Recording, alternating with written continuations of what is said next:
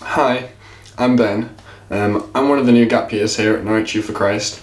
I come from Manchester, and one thing you need to know about me is that I don't like to be wrong. If you ask my brother, he'd tell you that I like to be right all the time, which I can't really deny. However, I prefer to pretend that I'm profound and say that I like to discern the truth, but basically, I disagree with people a lot.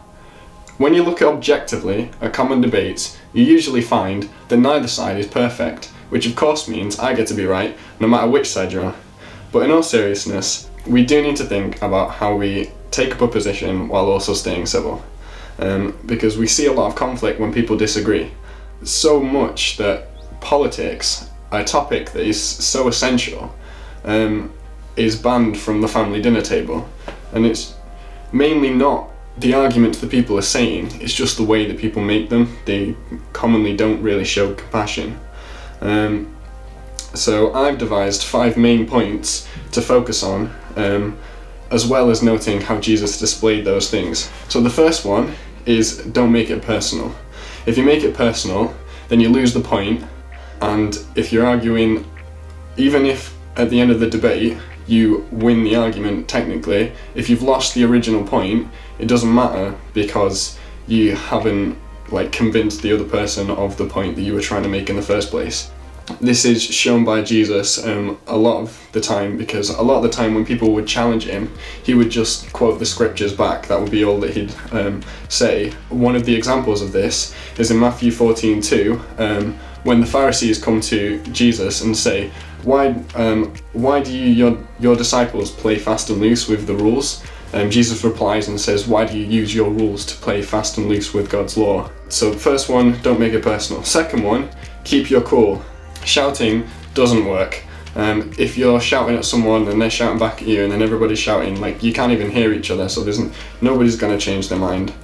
So even if the person says something really that you don't agree with, don't get annoyed. That shows a much better example than getting annoyed at them does.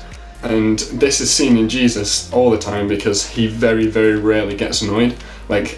The example that everybody uses that they know of Jesus getting annoyed is when he flips the tables in the temple, which is Matthew 21:13. But that is when things are non-negotiable. It's he's not up for an argument, he's not listening to anyone else, he's just saying, he just says, it is written, my house will become a house of prayers and you've made it a den of thieves.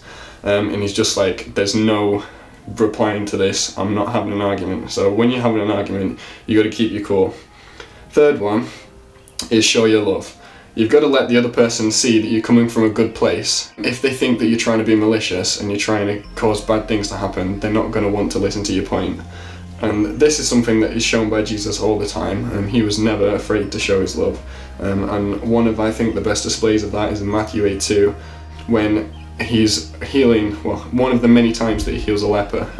He comes up to him and he says, Master, if you are willing, you can make me clean. And Jesus says to him, I am willing. So don't make it personal, keep your cool, show your love. Fourth one, find the common ground.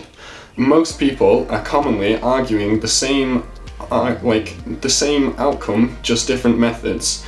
So one of the best displays of this is that a lot of the arguments in the Bible are just ways to reduce human suffering, and people that disagree with it just think that they know a better way. So you've got to find the fact that actually most of the time you probably want to achieve the same goal, you're just using a different method. And this is shown by Jesus in Matthew 23:1. This is when, just before he's about to completely tear into the Pharisees, he calls them frauds over and over and over again. It's because he's not a big fan of them.